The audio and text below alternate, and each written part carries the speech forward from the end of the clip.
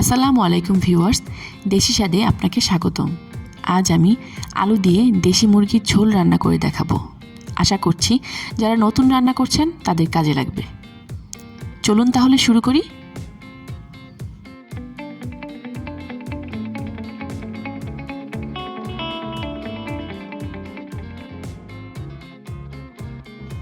হলুদের গুঁড়া 2 চা চামচ, মরিচের গুঁড়া 2 চা চামচ, জিরার গুঁড়া 2 চা চামচ, লবণ স্বাদমতো, গরম মশলা হাফ চা চামচ, আদা বাটা 2 চা চামচ, পেঁয়াজ টুকরো করে রাখা 3টি, 1টি রসুন খোসা ছাড়ানো, আলু লাগবে সেদ্ধ করা 6-7টি,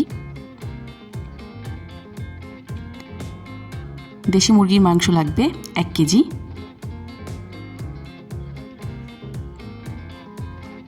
প্রথমে আমি সেদ্ধ করে রাখা আলুগুলোকে সামান্য হলুদ ও লবণ দিয়ে মেখে নিব।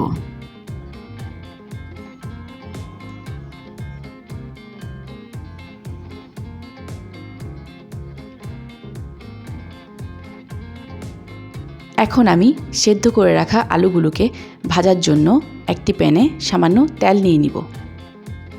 এতে মশলা মাখানো আলুগুলো ভেজে তুলে নিব। এখন আমি একটি প্যানে মুরগির মাংসগুলোকে ঢেলে নিব।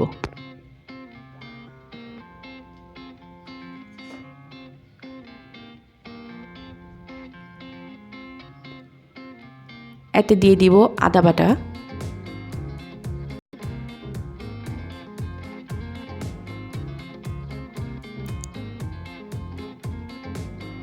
দিয়ে দিব টুকরো করে রাখা পেঁয়াজগুলো,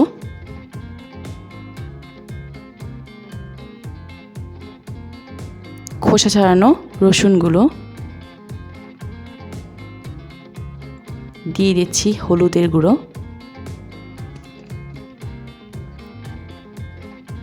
মরিচের গুঁড়ো আমি এখানে 1.5 টেবিল চামচ দিয়ে দিয়েছি। আপনারা চাইলে বাড়িয়ে কমিয়েও দিতে পারেন। দিয়ে দিব জিরার গুঁড়া 2 চা চামচ,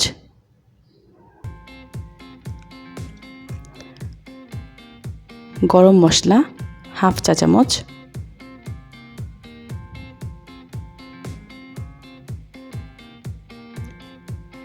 লবণ স্বাদ মতো,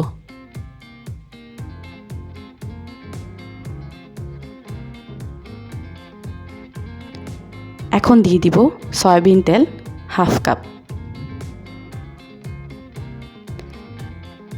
সব মশলাগুলোকে এবার হাত দিয়ে আমি খুব ভালোভাবে মেখে নিব।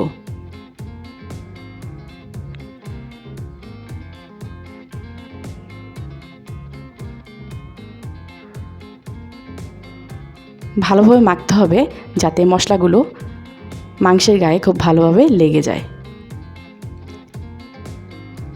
এইভাবে করে মাংসগুলোকে মেখে নিতে হবে।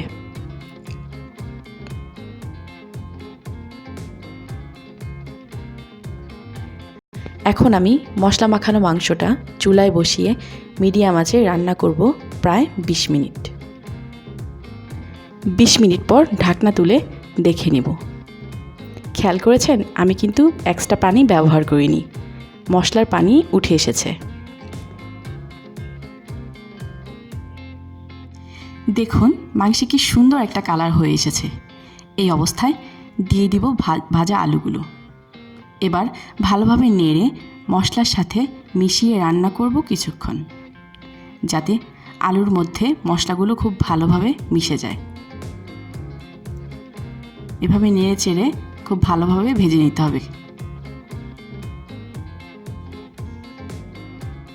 এখন আমি দিয়ে দিচ্ছি 2 কাপের মতো পানি। যেহেতু আমি দেশি মুরগির ঝোল রান্না করছি তাই পানিটা একটু বেশিই দিতে হচ্ছে।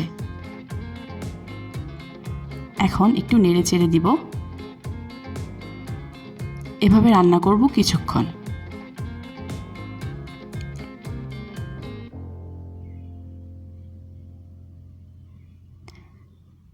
ঝোলটা ঘন হয়ে আসলে দিয়ে দিব ফালি করে 4-5টি কাঁচামরিচ। আপনারা চাইলে কাঁচামরিচ বাড়িয়ে কমিয়েও দিতে পারেন। হয়ে গেল আমার দেশি স্বাদে সুস্বাদু দেশি মুরগির ঝোল। এই রেসিপিটা আপনারা চাইলে ভাত, পোলাও যে কোনো কিছুর সাথেই সার্ভ করতে পারবেন অনায়াসে। রেসিপিটা ভালো লাগলে লাইক ও শেয়ার করতে ভুলবেন না। আরও নতুন নতুন রেসিপি পেতে সাবস্ক্রাইব করে সাথেই থাকুন। আল্লাহ হাফেজ।